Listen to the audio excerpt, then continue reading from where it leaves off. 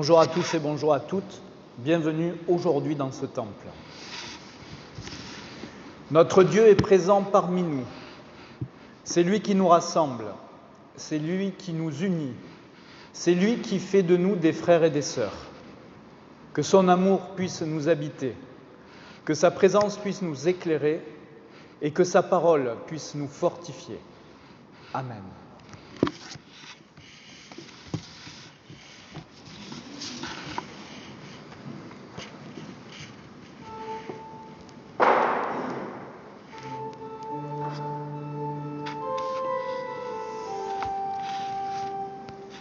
Voici l'annonce du salut, l'aurore de la grâce.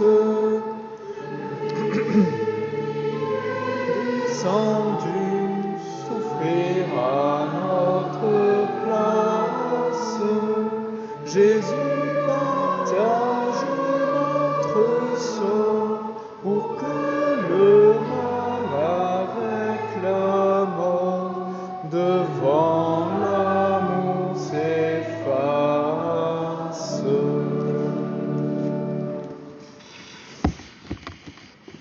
Oui, quand j'entends les chants de l'Assemblée, je me dis le jour où Paul a dit « Femmes, taisez-vous dans l'Assemblée », c'est parce qu'ils n'avaient jamais écouté chanter.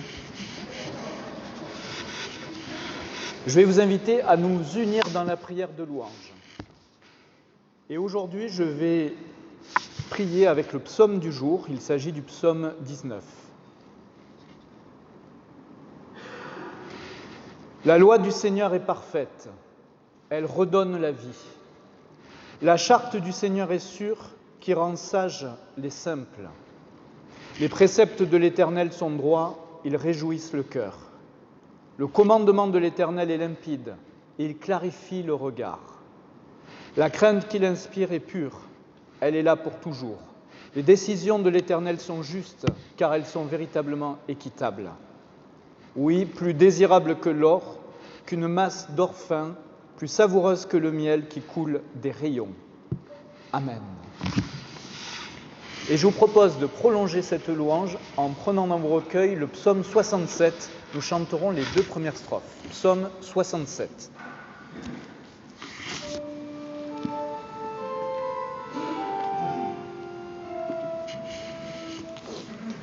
Que Dieu nous bénisse et nous garde, lui dont la joie est de donner, dans son amour qui nous regarde, et nous serons illuminés,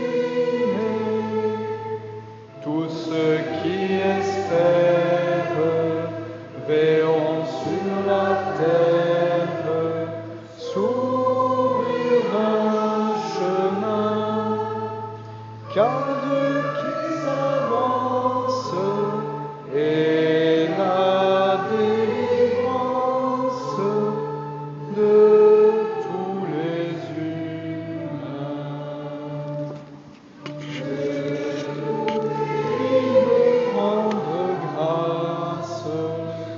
Avec des chants, des cris de joie, il vient régner sur toute race et gouverner selon le droit.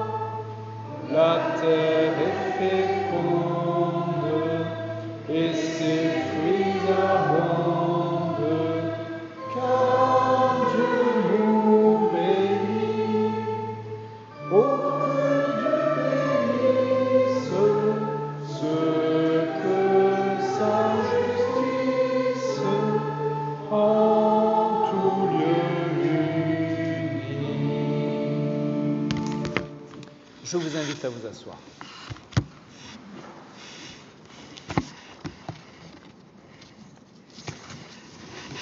Écoutons la loi que Dieu nous donne ce matin et je vais demander à Kevin de bien vouloir nous accompagner dans cette lecture.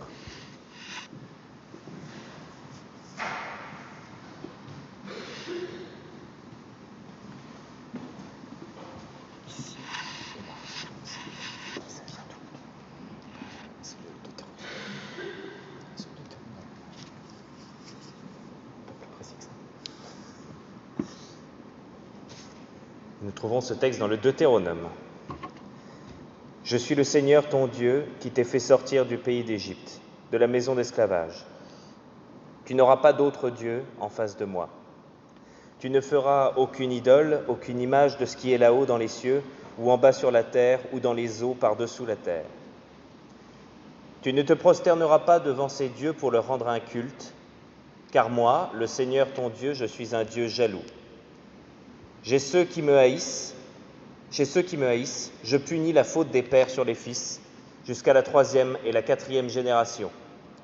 Mais ceux qui m'aiment et observent mes commandements, je leur montre ma fidélité jusqu'à la 1000e génération. Tu n'invoqueras pas en vain le nom du Seigneur ton Dieu, car le Seigneur ne laissera pas impuni celui qui invoque en vain son nom. Souviens-toi du jour du sabbat pour le sanctifier. Pendant 6 jours, tu travailleras et tu feras tout ton ouvrage. Mais le 7e jour est le jour du repos, sabbat en l'honneur du Seigneur ton Dieu. Tu ne feras aucun ouvrage, ni toi, ni ton fils, ni ta fille, ni ton serviteur, ni ta servante, ni tes bêtes, ni l'immigré qui est dans ta ville. Car en 6 jours, le Seigneur a fait le ciel, la terre, la mer et tout ce qu'ils contiennent, mais il s'est reposé le 7e jour. C'est pourquoi le Seigneur a béni le jour du sabbat et l'a sanctifié. Honore ton père et ta mère, afin d'avoir longue vie sur la terre que te donne le Seigneur ton Dieu. Tu ne commettras pas de meurtre, tu ne commettras pas d'adultère, tu ne commettras pas de vol, tu ne porteras pas de faux témoignages contre ton prochain, tu ne convoiteras pas la maison de ton prochain, tu ne convoiteras pas la femme de ton prochain, ni son serviteur, ni sa servante, ni son bœuf, ni son âne, rien de ce qui lui appartient. Merci.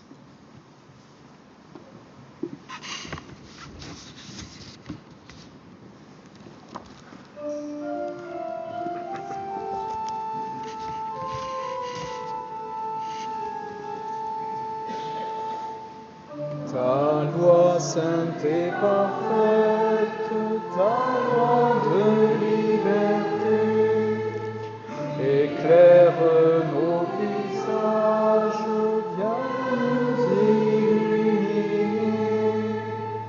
Elle nous fait connaître les défauts de nos vies et nous incite à suivre l'appel de Jésus-Christ.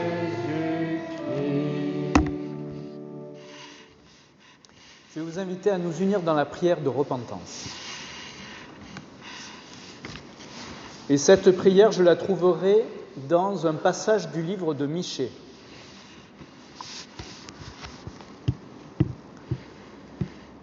Seigneur, avec ta houlette, sois le pasteur de ton peuple, du troupeau qui t'appartient, qui demeure isolé dans le maquis, entouré de vergers. Puisse-t-il retrouver son pâturage à Basan, à Galaad, comme au jour d'autrefois, comme au jour où tu sortis d'Égypte et où tu lui fis voir des merveilles. Car qui est Dieu comme toi pour ôter le crime, pour passer sur la révolte comme tu le fais à l'égard du reste, ton héritage? Tu es un Dieu qui ne s'obstine pas pour toujours dans sa colère, mais se plaît à manifester sa faveur. Oui, de nouveau, tu nous montreras ta miséricorde. Tu fouleras aux pieds nos crimes et tu les jetteras au fond de la mer, ainsi que tous nos péchés. Ainsi, tu accordes à Jacob ta fidélité, à Abraham ta faveur, comme tu l'as juré à nos pères depuis les jours d'autrefois. Amen.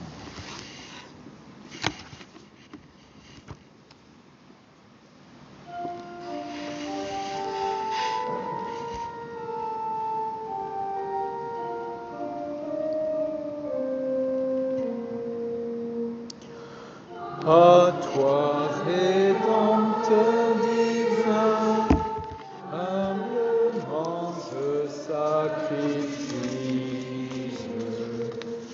ma personne, mon destin et tout le cours de ma vie, m'attachant jusqu'à la fin.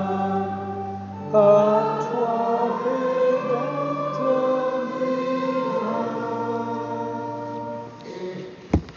Et je vous invite à vous lever pour recevoir les paroles de pardon.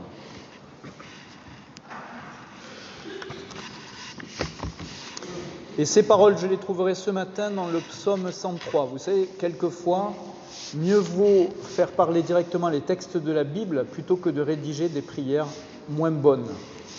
Donc écoutons ce que le psaume nous dit. Bénis l'Éternel, ô mon âme, bénis son nom très saint, tout mon être.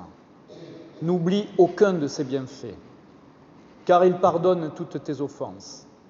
Il te guérit de toute maladie, il réclame ta vie à la tombe et te couronne d'amour et de tendresse. Il n'est pas toujours en procès, il ne maintient pas sans fin ses reproches, et il n'agit pas envers nous selon nos fautes, il ne nous rompt pas selon nos offenses. Car comme le ciel domine la terre, fort est son amour pour celui qui le craint. Aussi loin qu'est l'Orient de l'Occident, il met loin de nous nos péchés. Amen.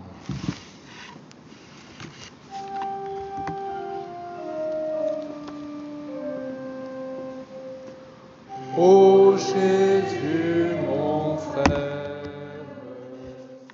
ma foi, ma lumière, au fond de ta vie, ta présence est douce, comme un flot de source, un chant dans la nuit. Jésus, prince de la paix, tout le temps et tout l'espace brille de ta grâce. Et je vous invite à confesser ensemble notre foi. Mon Dieu, source de toute vie et source de ma vie, à cause de Jésus-Christ, je crois en toi. Je crois que tu m'aimes d'un amour sans limite et que par ta tendresse, tu m'attires à toi. Mon Dieu, source de tout amour et de toute sagesse, je crois que nuit et jour, tu veilles sur moi. Je crois que tu es infiniment sage et que tu sais mieux que moi-même ce qui me convient. Je crois que tu es infiniment bon et que tu peux faire tourner toutes choses au bien de ceux qui t'aiment. Apprends-moi, aide-moi à voir ta bonté paternelle au travers de toutes les choses et de toutes les personnes que je rencontre. Apprends-moi à marcher sans crainte, comme un enfant qui, dans la nuit, tient la main de son Père. Oui, je crois, Père, mais augmente ma foi et mon espérance. Amen.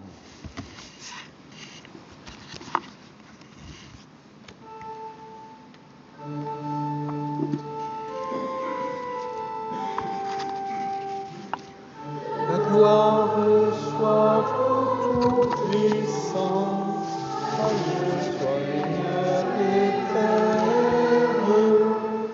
La gloire soit au Fils vivant, Jésus Sauveur et Frère. La gloire soit au Saint-Esprit qui nous assure en Jésus-Christ la grâce salutaire.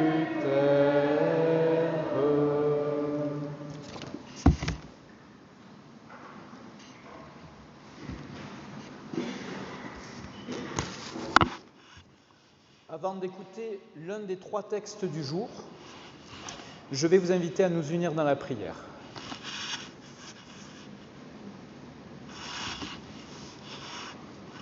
Notre Dieu, notre Père, tu le sais, au sein de nos vies règne souvent l'agitation, les questions, les doutes.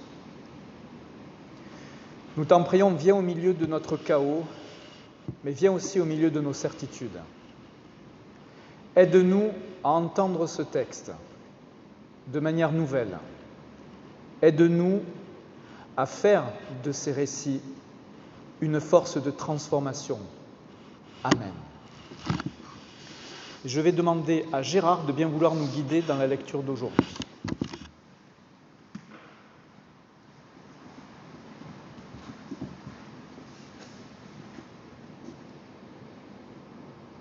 « 1 Corinthiens, chapitre 1, versets 22 à 25. Les Juifs demandent des miracles et les Grecs cherchent la sagesse. Nous prêchons Jésus-Christ crucifié. Scandale pour les Juifs et folie pour les païens, mais puissance de Dieu et sagesse de Dieu pour ceux qui sont appelés tant juifs que grecs. Car la folie de Dieu est plus sage que les hommes, et la faiblesse de Dieu est plus forte que les hommes. Seigneur, ta parole est la vérité. Enseigne-nous par ta vérité. Amen. Merci. Et je vais à présent vous inviter à chanter ensemble le cantique 31-20. Nous chanterons les 3 strophes. 31-20.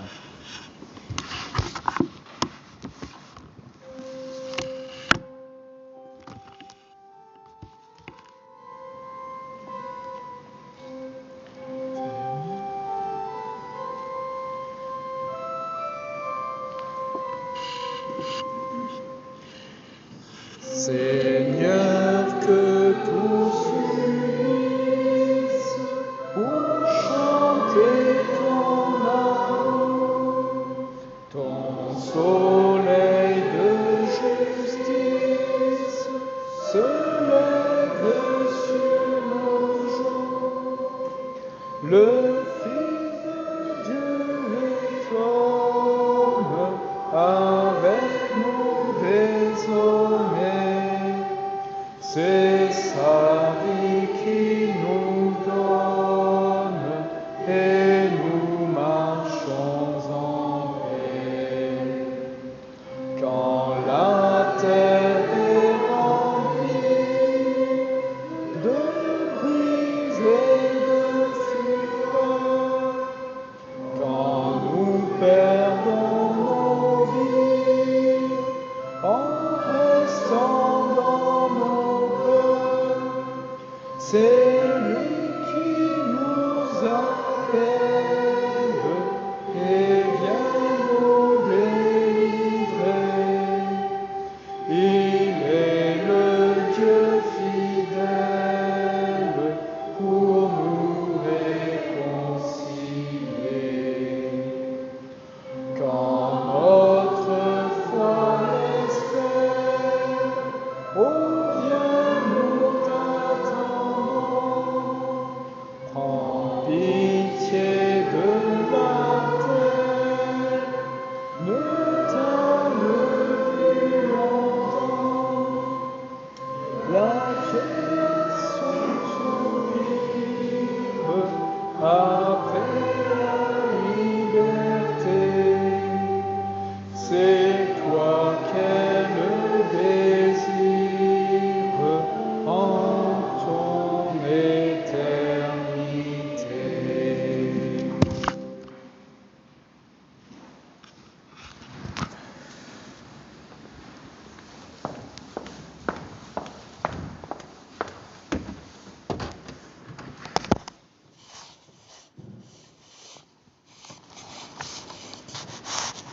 Alors, lorsqu'on a un texte de Paul tel que celui d'aujourd'hui parmi les textes du jour, eh bien, on ne le refuse pas.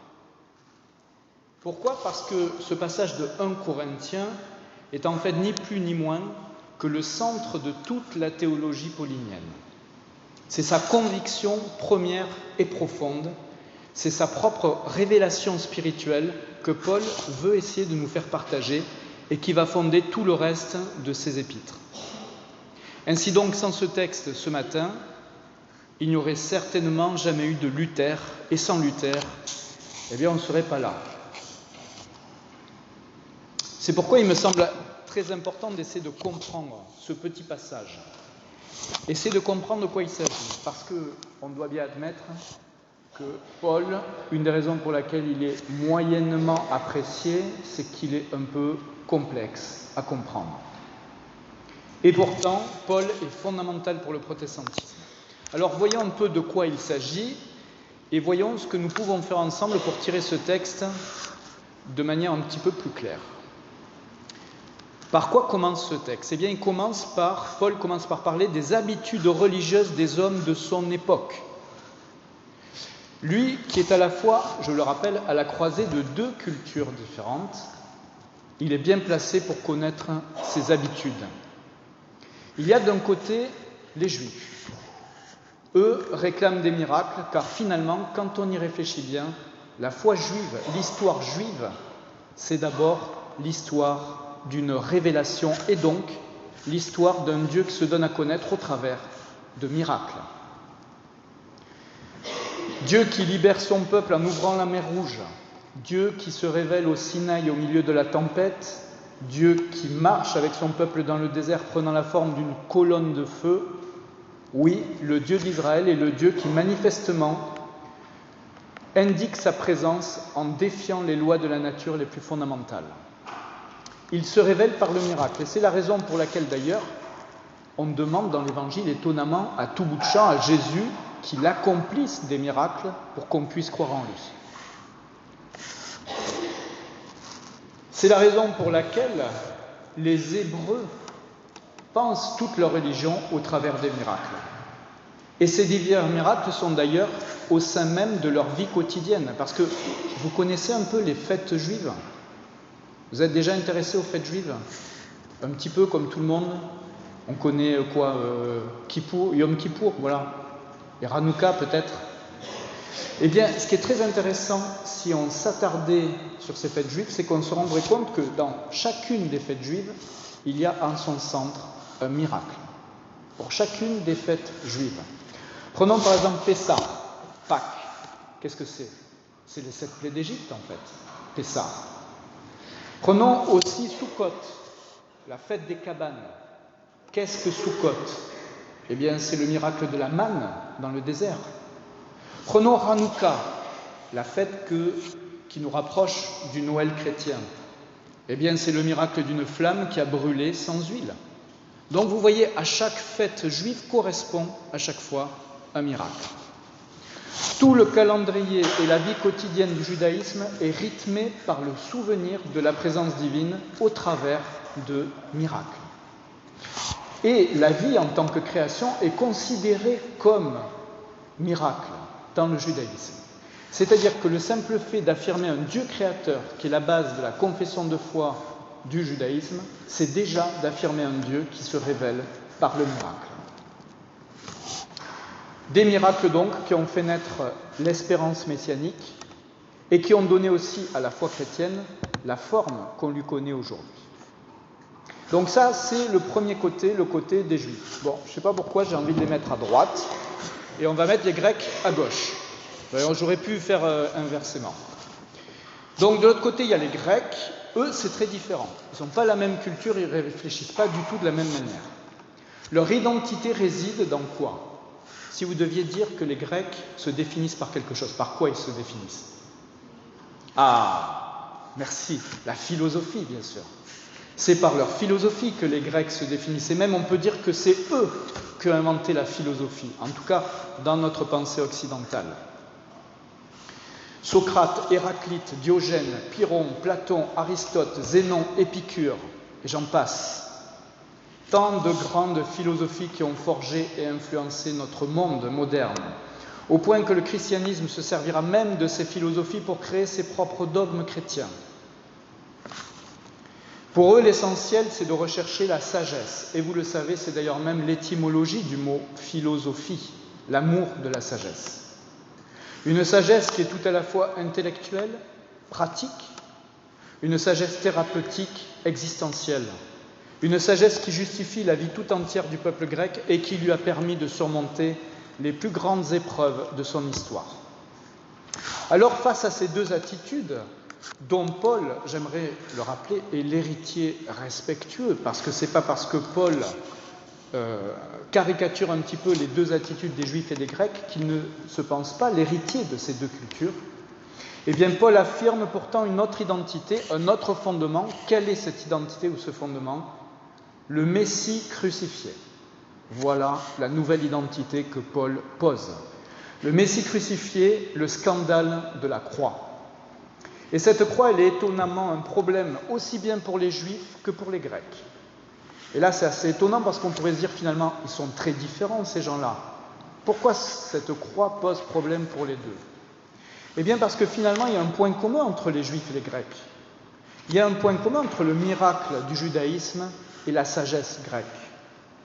Il y a dans ces deux formes de piété une affirmation de la vérité et de sa possession.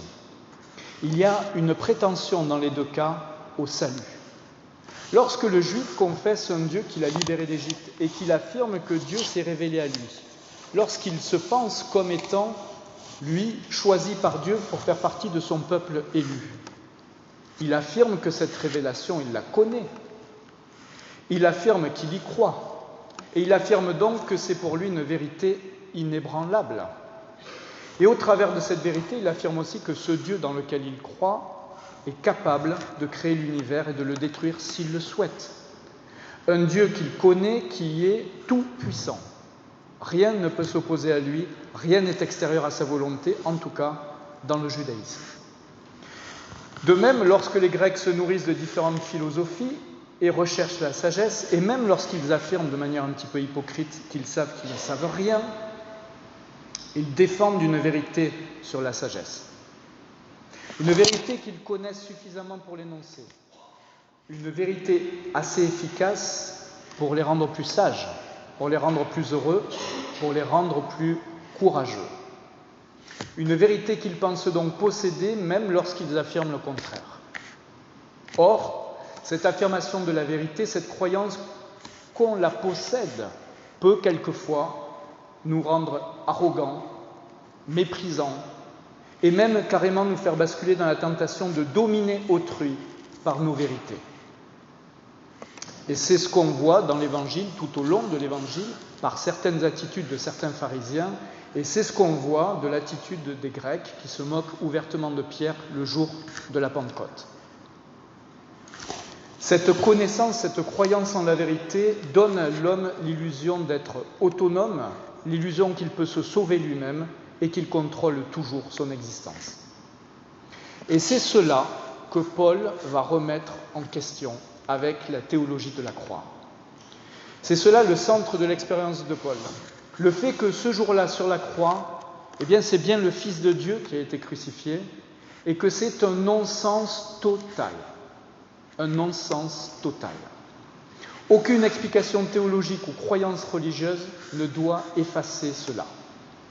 L'homme le plus aimable, le plus altruiste, le plus courageux, le plus aimant, l'incarnation de Dieu lui-même, a été assassiné misérablement sur une croix. Pour toute personne qui observe donc sérieusement cette scène, au travers de la foi, c'est la fin de la vérité, c'est la fin du savoir, et c'est la fin de toute forme de prétention humaine. La croix est un scandale, y compris pour le croyant qui a fondé son espérance en Jésus de Nazareth. La croix, c'est donc l'absurdité qui rend muet et qui interdit, au moins pour un temps, de poser toute forme de discours. Mais heureusement, Paul ne va pas s'arrêter là. Car la croix, ce n'est pas simplement l'expérience de l'échec humain, ce n'est pas simplement l'absurdité de la condition humaine et de sa violence. La croix, c'est aussi et d'abord une expérience tragique. Et en tant que telle, elle possède deux aspects. Premièrement, elle témoigne de la difficulté qu'il y a à accepter la souffrance de la réalité dans laquelle on vit. C'est la première chose. Elle montre la vanité des projets humains et le pouvoir assez effrayant et incroyable du mal.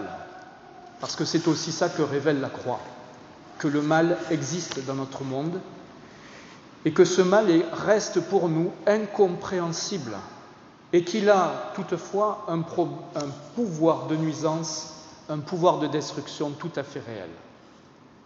Mais si tragédie il y a, il ne faut pas oublier l'autre facette de la croix. L'autre facette, c'est la lumière de la résurrection. Car sans l'expérience de la résurrection, qu'est-ce que c'est la croix ? Ce n'est que l'instrument du désespoir. Certes, un enseignement d'humilité et de vérité sur l'existence qui peut nous être utile à tous, Mais sans la résurrection, on ne peut que s'arrêter à la croix et nous n'avons plus rien pour surmonter ce traumatisme. Et c'est là qu'intervient la résurrection, et je vous ferai remarquer, pas juste la résurrection du Christ, notre résurrection aussi. La résurrection de Jésus de Nazareth témoigne que Dieu n'a pas abandonné ce monde malgré les apparences, que le mal ne peut détruire la vie manifestée en Dieu et que la violence ne triomphe pas de façon ultime. La résurrection témoigne que l'amour du vin, mais surtout l'amour que Jésus avait pour ses disciples, lui, n'est pas mort, parce qu'il est la vie et il est immortel. Mais cette résurrection, et c'est là qu'il est important de le comprendre, ce n'est pas quelque chose de sacré, ce n'est pas quelque chose qu'on doit observer de loin et pour lequel nous devons avoir simplement une forme de vénération. Cette résurrection n'a qu'un seul sens, nous faire ressusciter, nous aussi, aujourd'hui. Elle a le sens de nous faire expérimenter la grâce que Dieu a manifestée en Jésus-Christ. Cette expérience, c'est celle des disciples, par exemple, qu'on retrouve dans l'Évangile, celle de Marie-Madeleine, c'est celle de Paul, et c'est celle de tous les disciples. Tout à la fois une expérience nouvelle, un amour, une joie nouvelle, mais aussi une force nouvelle. Et c'est dans cette seconde étape, une fois que nous avons pu surpasser la stupeur du meurtre, la sidération de la violence, la surprise de l'espérance et l'expérience de la foi, une fois qu'on a passé tout ça, il se produit encore une dernière chose. Une dernière chose, c'est notre interprétation du monde et du réel qui a changé. Les conclusions que hier encore nous avions ne tiennent plus du tout debout, car notre nouvelle vision du monde n'est plus issue d'une opinion ou même d'une conviction, mais d'une expérience existentielle et spirituelle. Et c'est ici qu'il faut comprendre la dernière phrase de Paul, qui est à mon avis extrêmement importante. Car ce qui est folie de Dieu est plus sage que les hommes, et ce qui est faiblesse de Dieu est plus fort que les hommes. C'est ici qu'il ne faut pas se méprendre. La folie de Dieu ne désigne pas véritablement une folie, et la faiblesse de Dieu ne désigne pas véritablement une faiblesse. Elle désigne une folie apparente, une faiblesse apparente. Ce que Paul exprime ici, c'est que les valeurs de l'être humain ont toujours été inversées. Son rapport au monde a toujours ou très souvent été complètement faux. Il croit qu'il maîtrise l'univers, il voit Dieu comme une force qu'il a domestiquée. Il pense qu'il connaît la vérité et que celle-ci lui permettra désormais d'avoir une vie confortable, en sécurité. Tout cela, il le croit.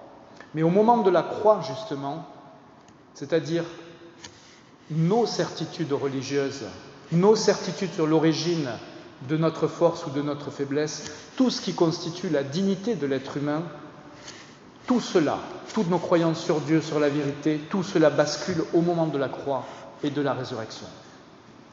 La révélation que Paul essaie de partager avec nous tant bien que mal, avec ces mots, car en fait, en réalité, cette révélation, on ne peut pas la partager avec des mots. Et ça, j'aimerais insister un petit peu 30 secondes dessus. C'est pour ça que Paul est complexe, et c'est pour ça que tous les textes bibliques recèlent une part de complexité. C'est que chacun d'entre nous, l'expérience que nous faisons dans la foi, on ne peut pas en réalité la partager avec des mots. On ne peut qu'essayer d'en rendre compte à minima. Mais ce que Paul essaie quand même de partager, c'est que la vérité n'est pas là où on le croyait. La force ne se confond pas avec la domination. L'univers n'est pas dénué de sens et Dieu n'est pas notre propriété. La nouvelle vérité, c'est que nous vivons de la grâce depuis toujours. Que ce soit dans notre rapport aux autres, dans notre rapport à l'univers, vis-à-vis de nous-mêmes, vis-à-vis de notre finitude, et même de ce que l'on appelle la connaissance, dans tout cela, nous vivons de la grâce. C'est-à-dire que nous sommes au bénéfice de la vie, que nous en sommes les serviteurs même lorsque nous luttons contre elle, même lorsque nous l'ignorons. Nous sommes au bénéfice de l'amour divin et cet amour, nous en avons bénéficié sans que Dieu ne nous ait demandé quoi que ce soit, gratuitement. Et cela doit forcément changer quelque chose par rapport à autrui, dans notre rapport aux autres, nous invitant à essayer de vivre cette grâce entre nous autant que cela est possible. une vérité que l'on ne maîtrise pas mais dont nous vivons, une grâce d'où seule peut jaillir la liberté, une vie éternelle qu'on peut éprouver déjà ici et maintenant, un Messie non pas aussi faible qu'on le croit, mais au contraire invincible, un Dieu présent dans les moindres aspects de notre réalité. Voici l'expérience que Paul fait, qui ira jusqu'à affirmer que c'est lorsqu'il est fort qu'il est faible. Vous voyez, Paul ne s'est pas contenté de penser les choses, il témoigne de ce qu'il a vécu dans sa vie de tous les jours. Être fort quand on est faible, et qu'est-ce que ça peut bien vouloir dire ? Eh bien pour Paul, la faiblesse, c'est-à-dire une fragilité contextuelle, par la foi est encore malgré tout un moyen d'apprentissage, de transformation, encore une expérience et encore une force. Paul fera plus qu'affirmer cela, il le vivra jusqu'à la fin de son existence. Car tout pour lui, ses échecs et ses victoires, ses solitudes et ses joies, tout a été pour lui une grâce et donc une occasion d'enrichissement.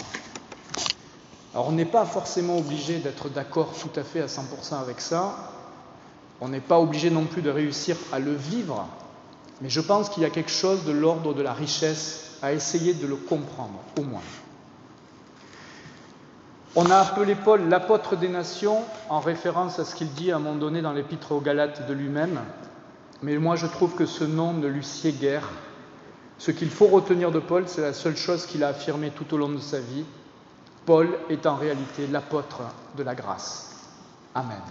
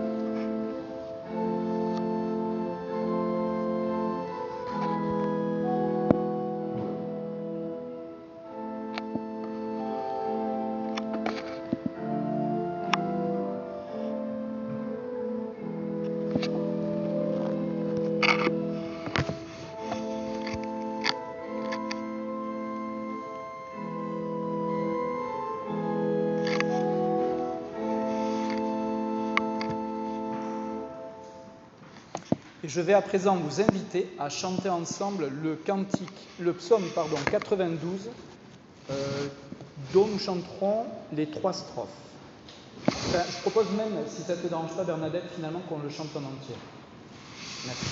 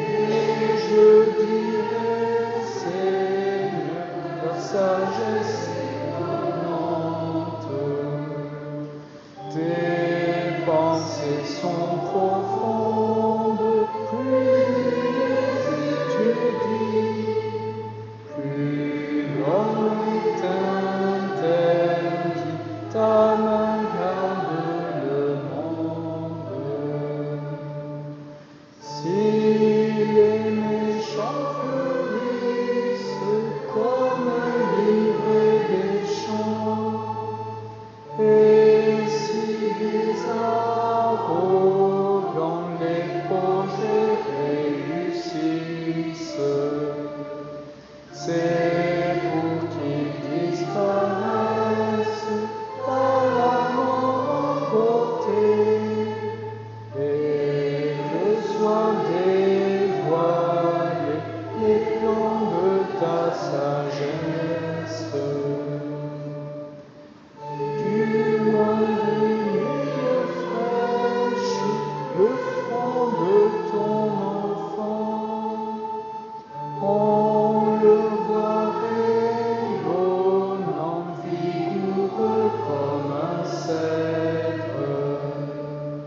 Sa gloire et sa richesse sont donnés ta maison.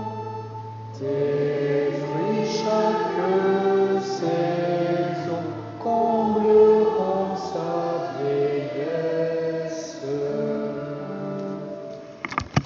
Je vous invite à vous asseoir.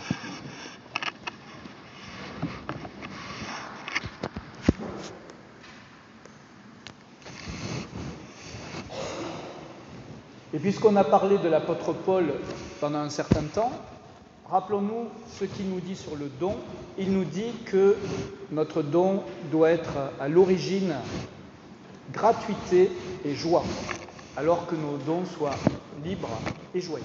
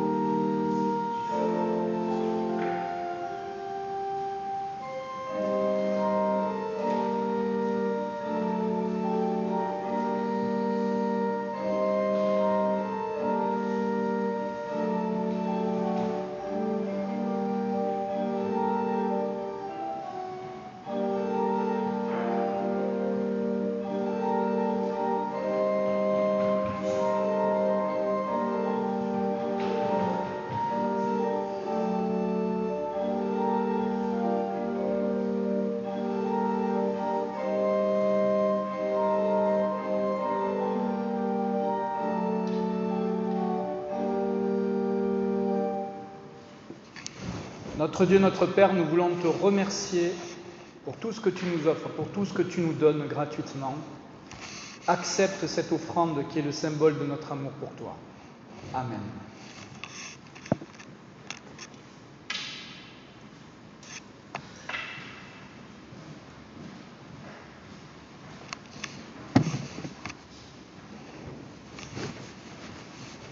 Et je vais à présent vous inviter à nous unir dans la prière d'intercession.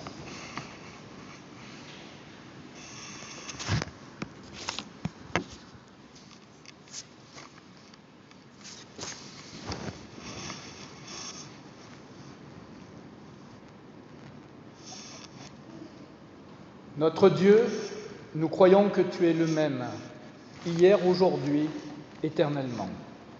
C'est pourquoi nous te louons.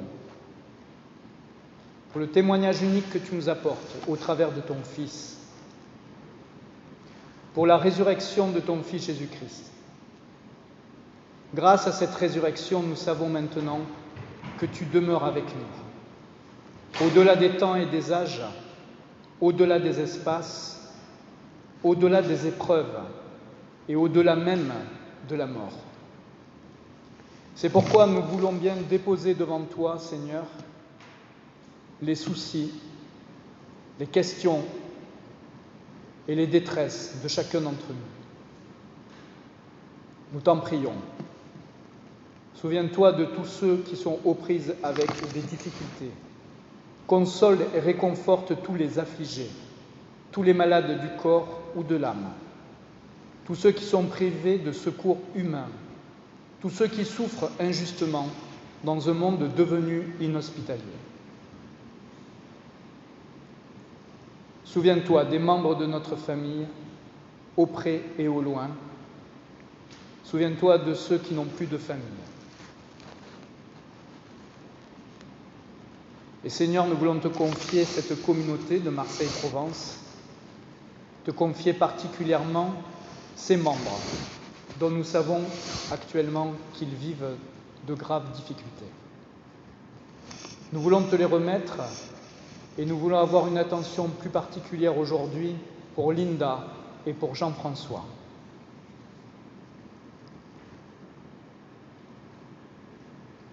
Fais de nous des témoins joyeux et courageux. Donne-nous la force d'être des porteurs de paix, d'amour et d'espérance. Et ensemble, nous qui formons le corps du Christ, nous voulons te prier par cette prière que ton Fils lui-même nous a enseignée.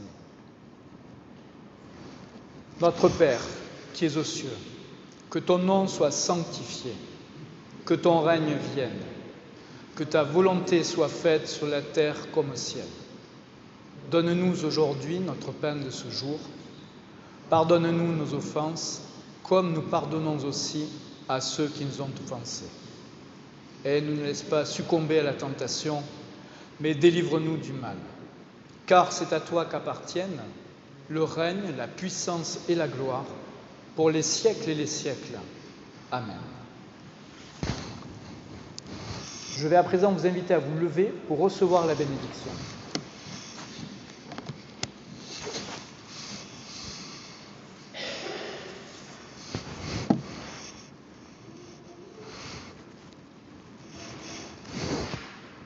Vous qui êtes choisis, sanctifiés et aimés de Dieu, ayez donc des sentiments de miséricorde.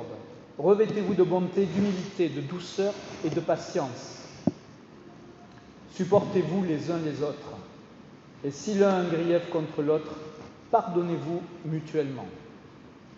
Ainsi que le Seigneur vous a pardonné, faites de même vous aussi. Et par-dessus tout, revêtez-vous de l'amour qui est le lien de la perfection. Que Dieu nous bénisse et qu'il nous garde, qu'il nous donne la force de vivre cet idéal chrétien entre nous, au sein de cette communauté et au-delà. Que Dieu soit avec nous aujourd'hui et tous les jours de notre vie. Amen.